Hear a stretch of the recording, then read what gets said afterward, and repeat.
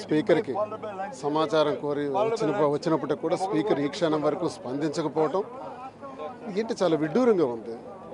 High court నుంచి వచ్చినటువంటి వాటి కౌంటర్ ఎఫిడవిట్స్ కూడా వేసుకోలేని పరిస్థితులు ఈ ప్రభుత్వం ఉందంటే ప్రతిపక్ష హోదా ఇవ్వడానికి భయమా?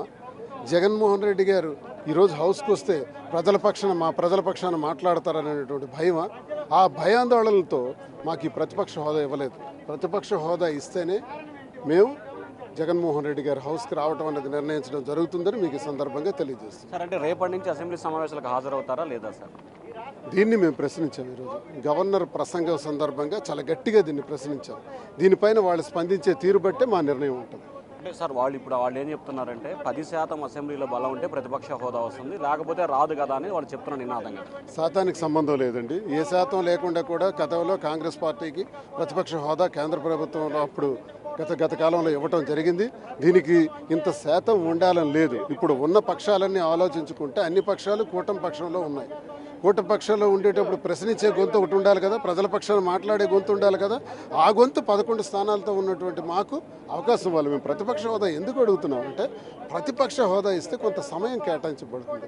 ఆ సమయం కేటాయించినప్పుడు మా ప్రశ్నలు మేము ప్రజా గొంతే మాట్లాడగలమని మేము అడుగుతున్నాం.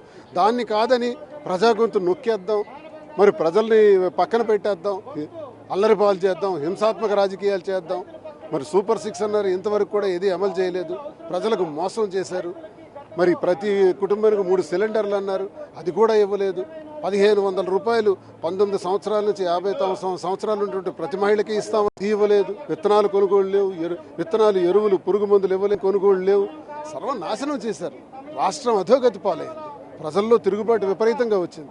మరి ఆ ప్రజా గొంతు ఇక్కడ వినిపిద్దామంటే మాకు అవకాశం లేకపోతే ఇది దౌర్భాగ్యమైనటువంటి ప్రభుత్వం. శాసన మండలిలో వైసీపీ హాజరవుతుంది, శాసనసభకు హాజరు కాలేదు. సో దీన్ని ఎట్లా తీసుకో? స్పీకర్ స్పందించాలి. ఈరోజు స్పీకర్ కానీ డిప్యూటీ స్పీకర్ కానీ ఇష్టానుసారం మాట్లాడుతున్నారు. వాళ్ళు దీనిపైన స్పందిస్తారా లేదని సూటిగా నేను ప్రశ్నిస్తున్నాను.